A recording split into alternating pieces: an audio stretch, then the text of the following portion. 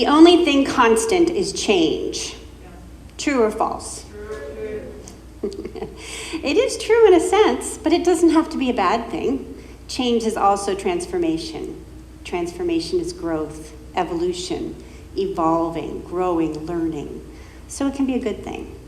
But I am going to disagree with you, because change is not the only thing constant. The one constant that I want to talk about today is truth with a capital T. The truth with a capital T. In Unity, we're considered truth students. And so what is the truth? The main truth of Unity is that statement of being that I say every time I'm up here, whether you want me to or not. And that is that there is one power, one presence in the universe, in my life, within me, within you, all of you. And that is God.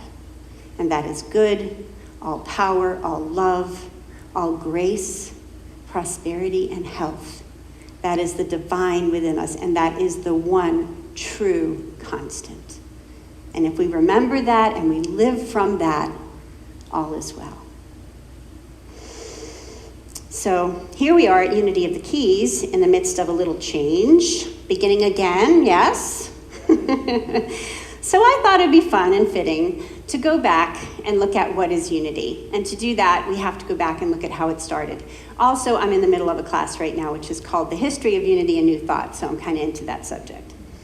So, Unity was born out of the New Thought movement, and is also today still considered part of the New Thought movement. And the New Thought movement began way back in the early 19th century. That's the 1800s. I need my clicker. Thank you. And it was born out of a need for healing. The medical practices at the time were not working. Medical practices and treatments were probably doing more harm than good, and people were really looking for something, looking for help, for health.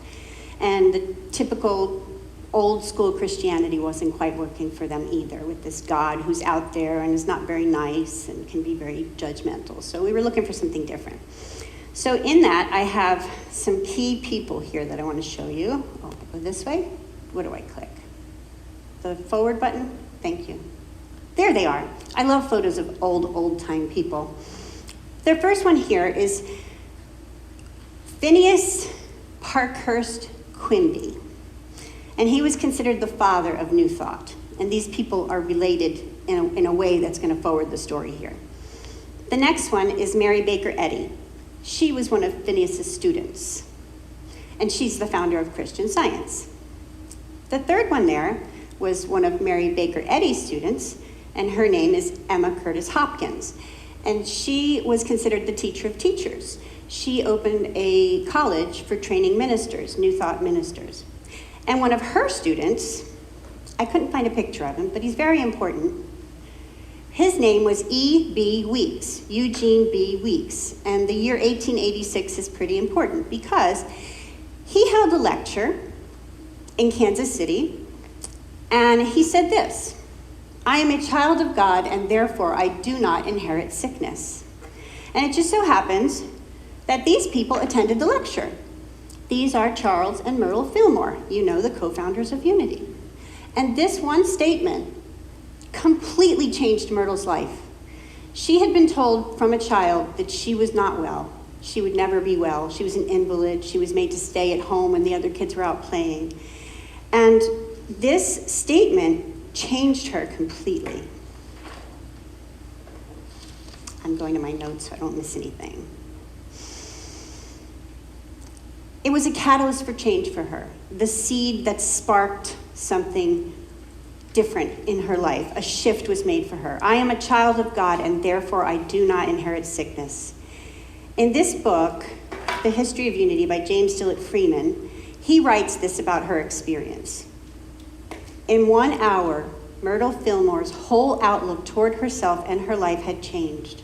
Like a revelation, and surely it was, this simple and divine idea that she was a beloved child of God and that God's will for her could only be perfect life and wholeness, filled her mind and possessed her being.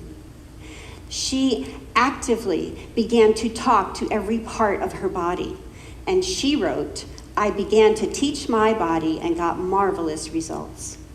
I went to all the life centers of my body and spoke words of truth to them." And this was the catalyst, the beginning of this wonderful spiritual movement that's been around for over 130 years that we call Unity.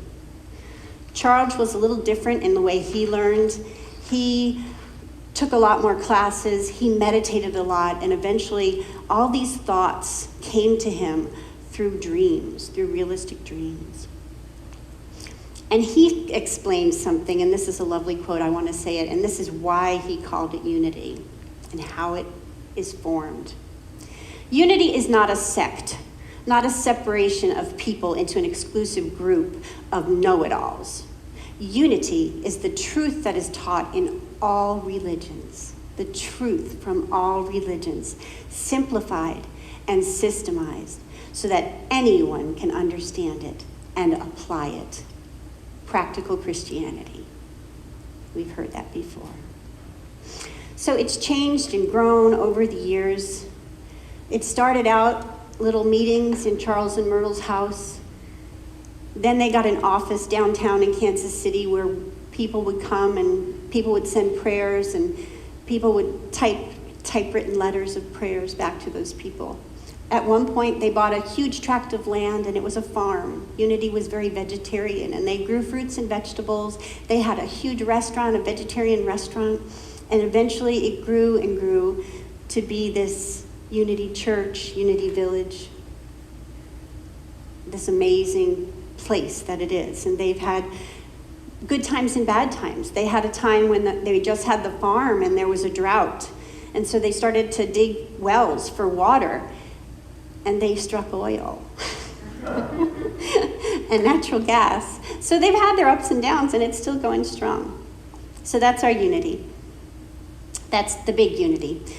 Association of Unity Churches. Unity Worldwide Ministries, I believe, is the proper name today.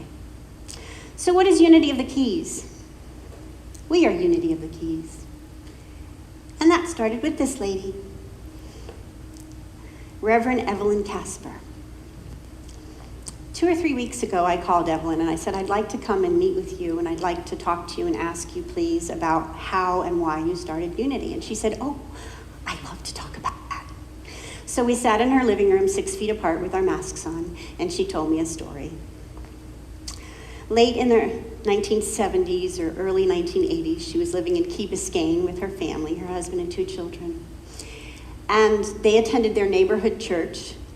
And it wasn't feeding them, it was a traditional church, but she went to the church, her children went to Sunday school, she wanted them to have the Bible in their life, she wanted them to have some kind of a basis for when they grew, but it wasn't feeding her. And she says one day she was cleaning the house, and she had the television on, and there was a talk show on, and they were interviewing a minister, a Unity minister, and she heard what he had to say, and she says, "I was mesmerized. I didn't know that, but that's what I had always believed. I felt like I was coming back home to something I knew." A lot like Myrtle Fillmore's experience when she heard E.B. Weeks say that she was a holy child of God. And that was the catalyst, the shift in Evelyn Casper to start something. So she looked into Unity. What is this Unity, she thought.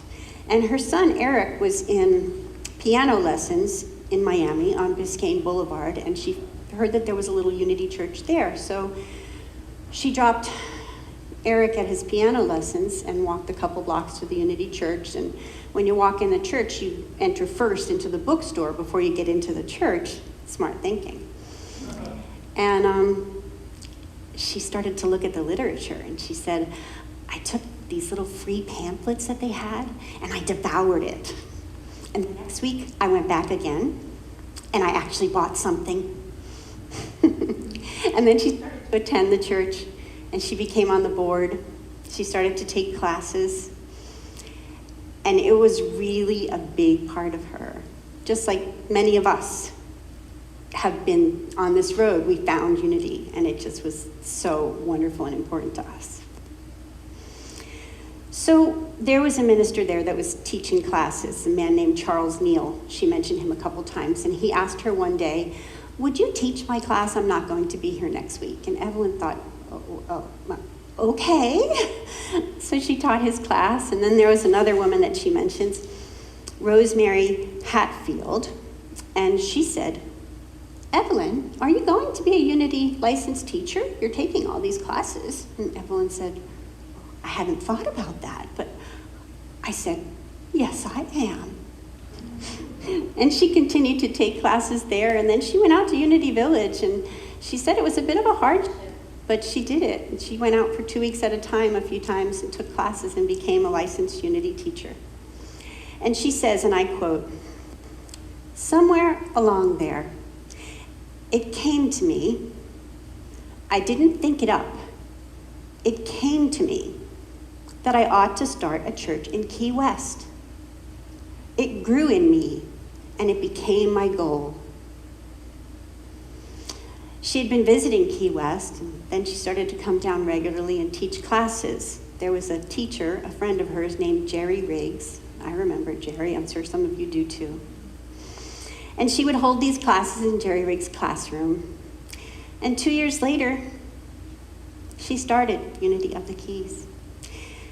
And I have some excerpts that I took from this document that I don't know if I'm allowed to share. It's sort of part of Evelyn's autobiography that she's not sharing.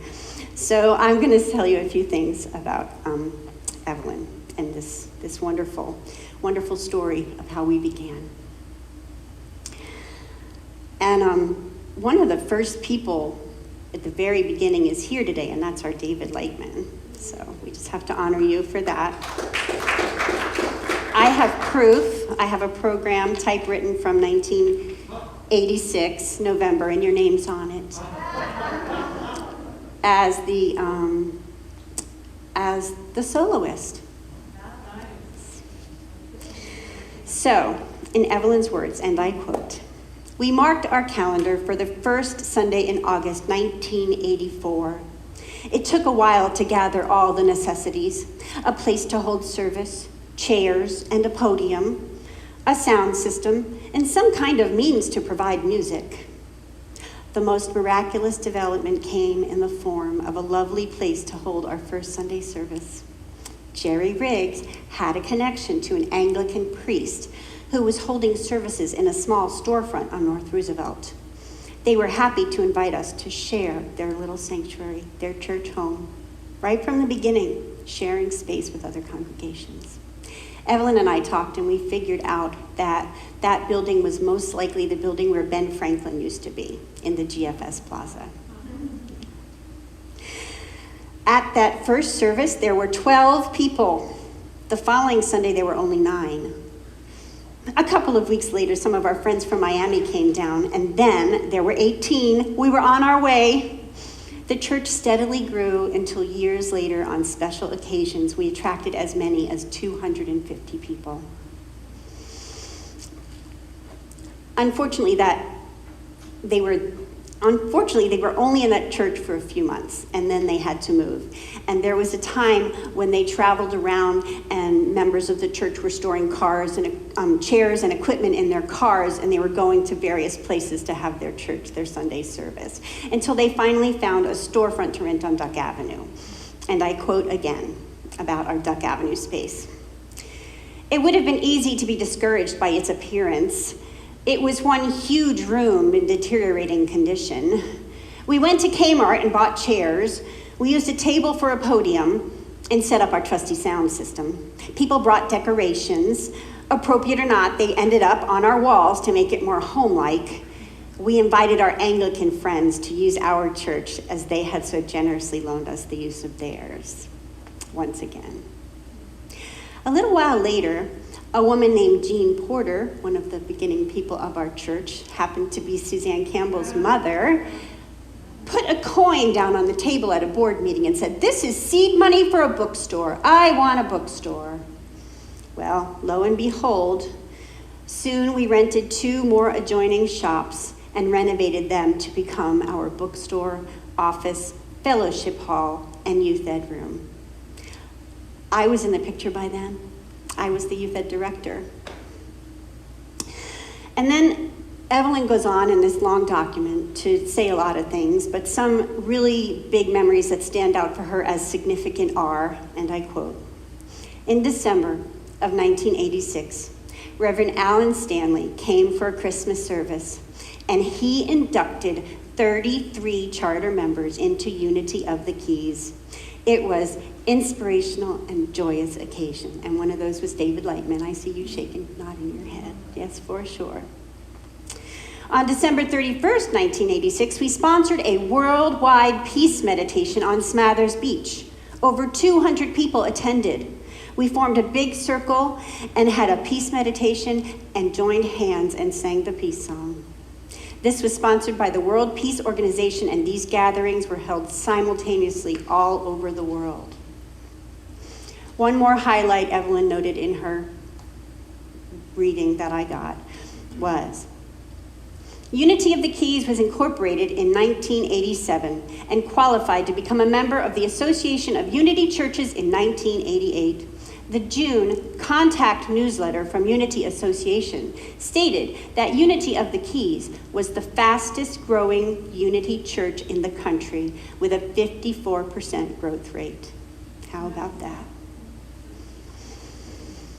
So we were in that before that, I wanted to say that Evelyn recalls all the wonderful and talented musicians that were part of our services throughout the years, that we attracted many Key West professionals, and she lists a whole bunch. In the beginning, Natalie Gutierrez on the organ, then Joyce Ramsey, Carl Schwerzik, David Lightman, later Betty Tradup. If you remember Betty, I see you smiling. Kelly Moore, Whistling Tom, Elaine Silver, Laura Watts, Dennis Rumfeld, Kelly Hedges, Melissa Tausch, Jody Ray Graham, Mary Beth Graham, Karen Hines, Eric Davis, and I want to add, whoever I can remember, our more recent people, our Catherine Duncan and our Nancy Mishka, and our Kathy and Jonathan and Justin and Tim Smith and Larry Smith and Gabriel Wright and Skipper Krippitz and Tara McCabe. So many. Melody Cooper, yes. Thank you. So many beautiful and amazing musicians, and music has always and always will be a big part of our service because singing is praying twice. So we were in that rental space on Duck Avenue until 1998 when we purchased the Holy Innocents Church at 909 Flagler. That purchase was also due in large part, once again, to some seed money put down on a table by Jean Porter. You got it. Amazing woman. I remember when I was helping to set up the new youth ed space at the Flagler Avenue property, we were talking about paint colors, and I had painted the youth ed on Duck Avenue this beautiful bright sunshine yellow, and I suggested that to Evelyn, and Evelyn ever so kindly let me know that she had never really liked that bright yellow, that she would really prefer a nice pastel color instead. And as we were doing these renovations, I remember Evelyn saying, "We do everything, Lori, with quality and excellence." Quality and excellence. And I remembered that when we moved into this space and we were renovating, and we were on our building team, and I once or twice, I know I said, "Quality and excellence, please." So, of course, finally owning our own church on Flagler was a big highlight, and we carried that. Okay, some other big highlights that I want to say about that were my memories. We had an amazing big choir led by Laura Watts. We made a CD called Joining Our Hands, and we performed at Tennessee Williams Performing Arts Center as a fundraiser. We had a handbell choir, remember that? Led by Dennis. That was one of my favorite things ever. And we performed, the choir and the handbell choir, at St. Paul's Christmas concert more than once. Evelyn married me. Evelyn baptized my children. I had a baby shower at our Unity on Flagler, And I was asking people, what should I name this baby? The first one, I had no problem. It was a family name. The second one, I don't know what to name her. And I had a board up. Please give me some suggestions. And Catherine Duncan's mother, Miriam Good, said, I think you should name her Evelyn. Has Evelyn ever told you the meaning of her name? And she told me. And I was like, I think we're going to name her Evelyn. So those are some really great memories for me. In 2000, Reverend Evelyn retired, and it was a wonderful retirement service and celebration, even though deep down we were all very sad. And since Evelyn retired, we have had many ministers, but we're still Unity of the Keys, and the constant is there, the capital T truth. We had Sue Ellen, and nobody could remember her last name, Angela Mattis, Betty Hours, David Florence, and we have had periods of time when we had no minister, and our organization was held together by our church coordinator and amazing, dedicated volunteer angels. Of course, you know that the building on Flagler was destroyed during Hurricane Wilma in 2005. We met at the B'nai Zion Synagogue the very next Sunday for almost 3 years. Again, wonderful, kind, other religions sharing their space. I also remember holding an Easter celebration on what we called the Holy Slab, what was left on Flagler, the concrete pad. And we had more ministers. Mary Lou Palmer was with us when we finally purchased and renovated this church home, which we share with the Ebenezer congregation, again, sharing our space. Phil Smedstead was with us for 6 years. And we had a period of time when we had no minister, and our congregation, our organization was held together by our church coordinator and our wonderful volunteer angels.